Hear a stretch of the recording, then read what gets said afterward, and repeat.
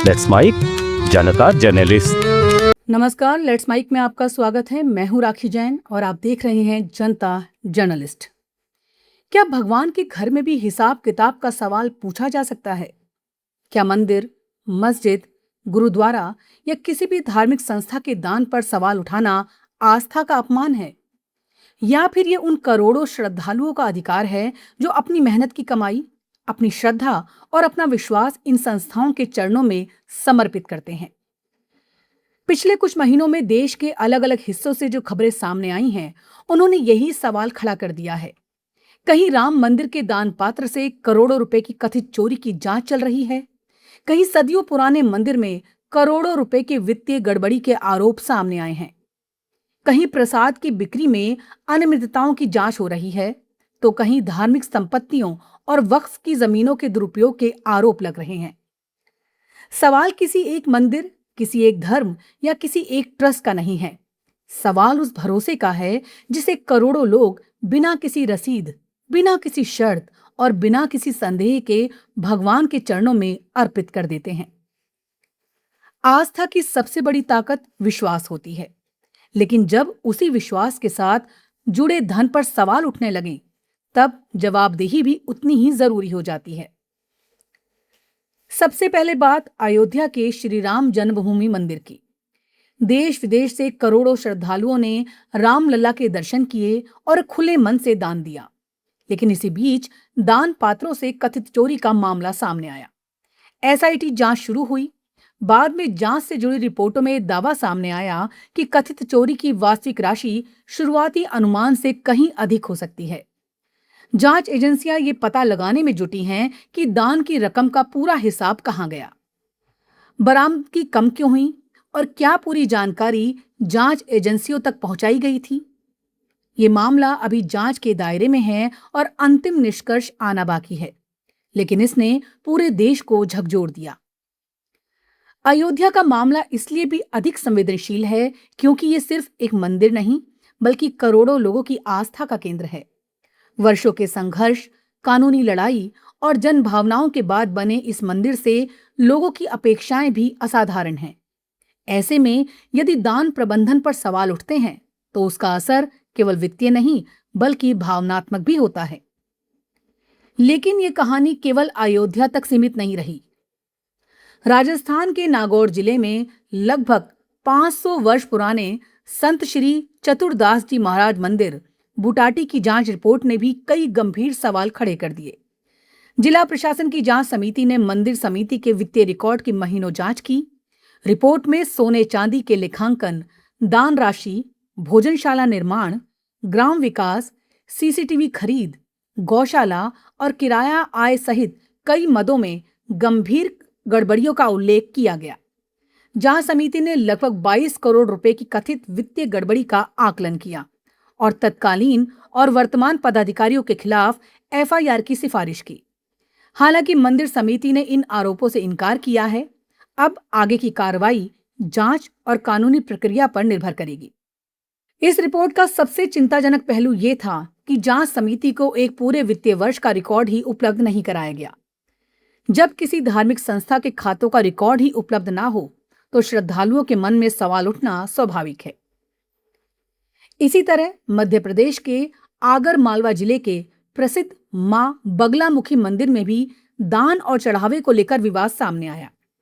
आरोप लगे कि सरकारी प्रबंधन समिति के समानांतर एक निजी समिति श्रद्धालुओं से नकद दान, सोने चांदी के आभूषण और अन्य चढ़ावे ले रही थी तथा धन का लेन देन निजी खातों के माध्यम से किया जा रहा था। शिकायतों के बाद जिला प्रशासन ने 3 सदस्यीय जांच समिति गठित कर जांच शुरू कर दी। यहां भी अंतिम निष्कर्ष अभी आना बाकी है, लेकिन आरोपों ने दान प्रबंधन की व्यवस्था पर गंभीर प्रश्न चिन्ह लगा दिए। उत्तराखंड के बद्रीनाथ धाम में भी चढ़ावे से जुड़े मामले की जांच ने नया मोड़ लिया। एसआईटी ने मंदिर के पूर्व अधिकारी को गिरफ्तार किया। जांच के दौरान विदेशी मुद्रा, महंगी केसर और अन्य कीमती वस्तुओं की बरामदगी की जानकारी सामने आई। जांच एजेंसियां ये पता लगाने में जुटी हैं कि इन वस्तुओं का स्रोत क्या था और क्या इनका संबंध मंदिर प्रशासन से जुड़े किसी वित्तीय अनियमितता से है। मामला अभी जांच के अधीन है। दक्षिण भारत के प्रसिद्ध सबरीमाला मंदिर में भी प्रसाद के रूप में वितरित होने वाला आदिया सिस्टम घी की बिक्री में कथित वित्तीय गड़बड़ियों का मामला अदालत तक पहुंचा। केरल उच्च न्यायालय ने पहले की जांच रिपोर्ट पर असंतोष जताते हुए दोबारा जांच के निर्देश दिए। अब सतर्कता और भ्रष्टाचार निरोधक ब्यूरो के वरिष्ठ अधिकारी पुमरे मामले की फिर से जांच कर रहे हैं। अदालत ने स्पष्ट संकेत दिया कि यदि धार्मिक संस्थाओं में वित्तीय अनियमितताओं की शिकायतें हैं तो उनकी निष्पक्ष जांच होनी चाहिए। इसी दौरान वक्फ संपत्तियों को लेकर भी बहस तेज हुई।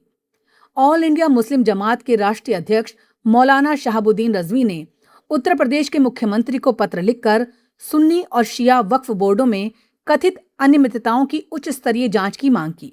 उन्होंने आरोप लगाया कि वक्फ संपत्तियों के प्रबंधन और बिक्री में बड़े स्तर पर गड़बड़ियां हुई। इन आरोपों की स्वतंत्र जांच और सत्यापन होना अभी बाकी है, लेकिन इस मांग ने यह स्पष्ट कर दिया कि जवाबदेही का प्रश्न केवल मंदिरों तक सीमित नहीं है। यही इस पूरी बहस का सबसे महत्वपूर्ण पहलू है। जब मंदिर में घोटाले की बात आती है तो लोग उसे राजनीतिक चश्मे से देखने लगते हैं। जब वक्फ बोर्ड पर सवाल उठते हैं तो बहस धर्म की ओर मुड़ जाती है। लेकिन यदि निष्पक्ष दृष्टि से देखें तो समस्या किसी एक धर्म की नहीं है। समस्या वहां पैदा होती है जहां करोड़ों रुपए का दान हो, लेकिन उसका सार्वजनिक और पारदर्शी लेखा जोखा ना हो। भारत में हर वर्ष धार्मिक संस्थाओं को हजारों करोड़ रुपए का दान मिलता है। नकद दान, ऑनलाइन दान, सोना, चांदी, भूमि, भवन, वाहन और अन्य बहुमूल्य वस्तुएं श्रद्धालु बिना किसी स्वार्थ के समर्पित करते हैं। ये धन किसी ट्रस्ट या समिति का निजी धन नहीं होता, ये समाज की श्रद्धा की पूंजी होती है। इसलिए इसकी जवाबदेही भी सामान्य संस्थाओं से कहीं अधिक होनी चाहिए। दिलचस्प बात यह है कि देश के कई बड़े मंदिर पहले ही आधुनिक डिजिटल व्यवस्था अपना चुके हैं। तिरुमला तिरुपति देवस्थानम जैसे संस्थानों में डिजिटल लेखांकन, नियमित ऑडिट, ऑनलाइन दान प्रणाली और बहुस्तरीय निगरानी व्यवस्था लागू है। कई गुरुद्वारों और चर्चों में भी वित्तीय लेखा जोखा अपेक्षाकृत व्यवस्थित तरीके से सार्वजनिक किया जाता है। इससे यह स्पष्ट होता है कि पारदर्शिता और धार्मिक परंपरा एक दूसरे के विरोधी नहीं है। फिर सवाल उठता है कि देश के सभी बड़े धार्मिक संस्थानों में एक समान पारदर्शिता क्यों नहीं हो सकती? क्यों दान पात्रों की गिनती पूरी तरह डिजिटल रिकॉर्डिंग के साथ नहीं हो? क्यों सोने चांदी का नियमित थर्ड पार्टी ऑडिट अनिवार्य ना हो? क्यों प्रत्येक बड़े धार्मिक ट्रस्ट की वार्षिक ऑडिट रिपोर्ट सार्वजनिक वेबसाइट पर उपलब्ध ना हो?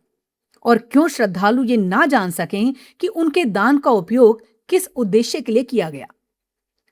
भारतीय परंपरा में दान को सबसे बड़ा पुण्य माना गया है, लेकिन दान का सम्मान तभी सुरक्षित रह सकता है जब उसका प्रबंधन भी ईमानदारी और पारदर्शिता से हो।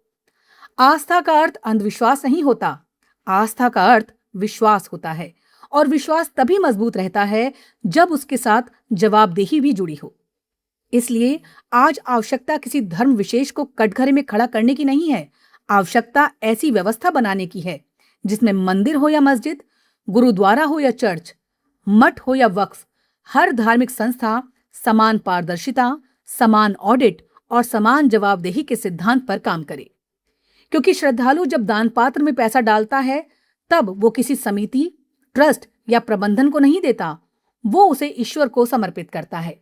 और यदि उस समर्पण की रक्षा नहीं होगी तो सबसे बड़ी चोट किसी ट्रस्ट की साख पर नहीं बल्कि समाज की आस्था पर पड़ेगी। इसलिए आज सबसे बड़ा सवाल यही है, क्या धार्मिक संस्थाओं को केवल श्रद्धा के आधार पर चलाया जाएगा या फिर श्रद्धा के साथ पारदर्शिता और जवाबदेही को भी उतना ही पवित्र माना जाएगा? क्योंकि भगवान को दिया गया दान कभी किसी व्यक्ति की संपत्ति नहीं होता, वो समाज की अमानत होता है, और हर अमानत की सबसे पहली शर्त होती है ईमानदारी, पारदर्शिता और जवाबदेही।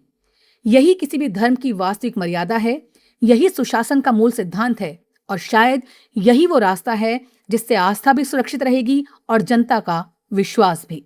नमस्कार। आप सुन रहे थे let's smile more than radio. Follow कीजिए हमें हमारे सोशल मीडिया प्लेटफॉर्म्स पर। It's time for news, it's time for more than radio. presenting the first radio news app, Let's Mike. Let's Mike.